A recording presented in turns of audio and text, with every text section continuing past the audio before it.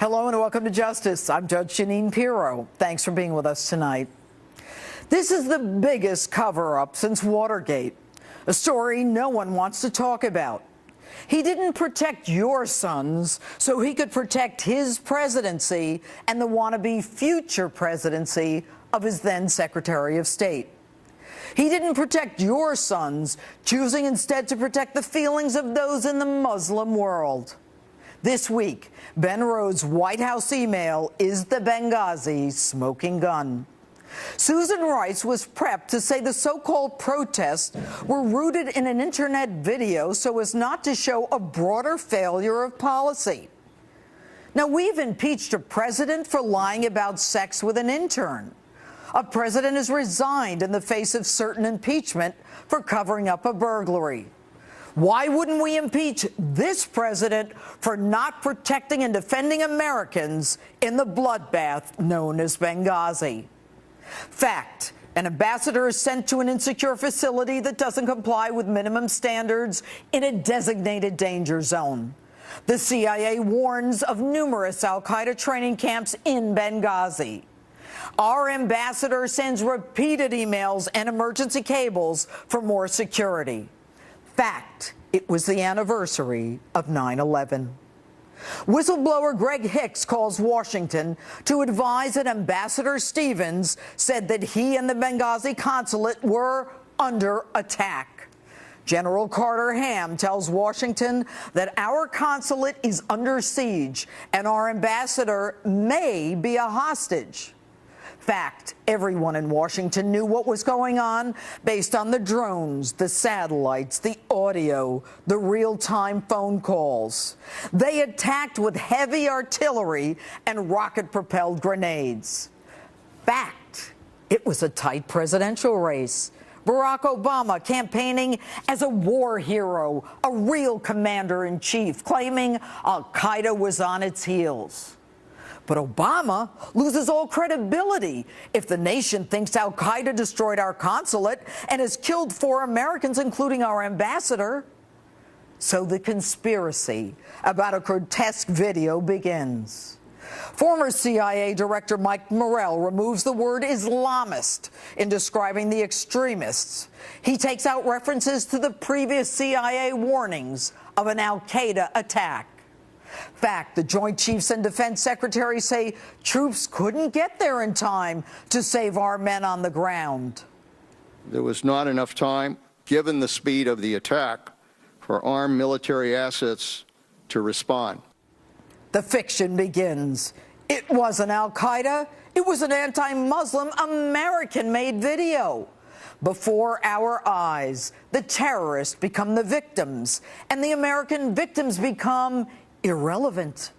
The president repeats the fiction on The View, on David Letterman, at the UN. The future must not belong to those who slander the Prophet of Islam. You even take an ad out to apologize to the Muslim world.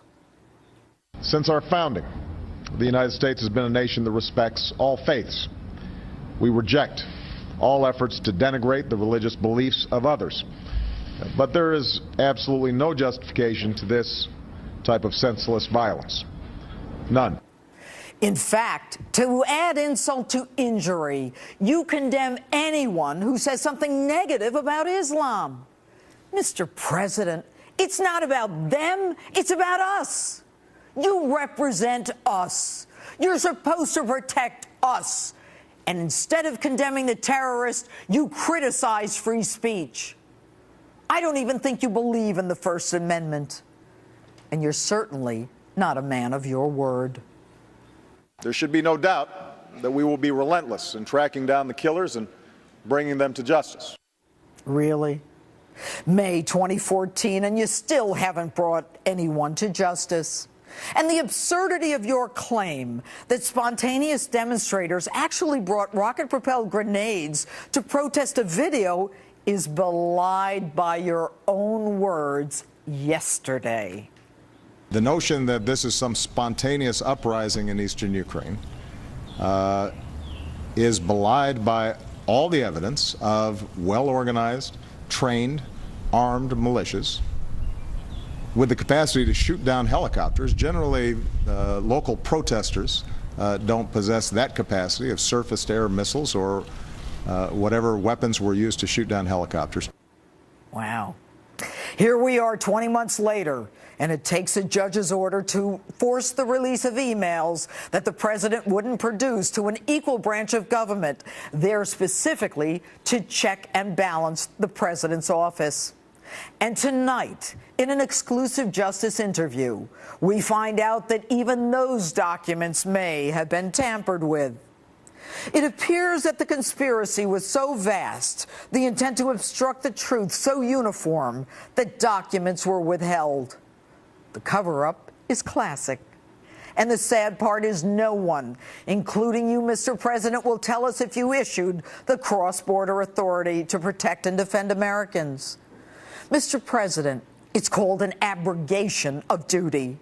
You have not taken your oath to honestly and faithfully execute the duties of your office. As Commander-in-Chief, you have not protected us. This dereliction of duty as Commander-in-Chief demands your impeachment. Your cover-up was for political advantage. The promotion thereafter of virtually everyone involved in your conspiracy, and the stonewalling of Congress, the denying of access to key witnesses, all add up to a classic cover-up. And what's that? You were elected? There is no contract with someone who thinks that the American people are nothing more than pawns in an all-consuming power play to change who we are as a nation. You swore to protect and defend the American people, but instead you left Americans to die, not lifting a finger to help them. Mr. President, none of us want to believe that our president would let Americans die, but the arrogance, the failure to act, the lies, the cover-up make it clear that you, Mr. President, have defrauded the American people. You, Mr. President, have violated your constitutional oath.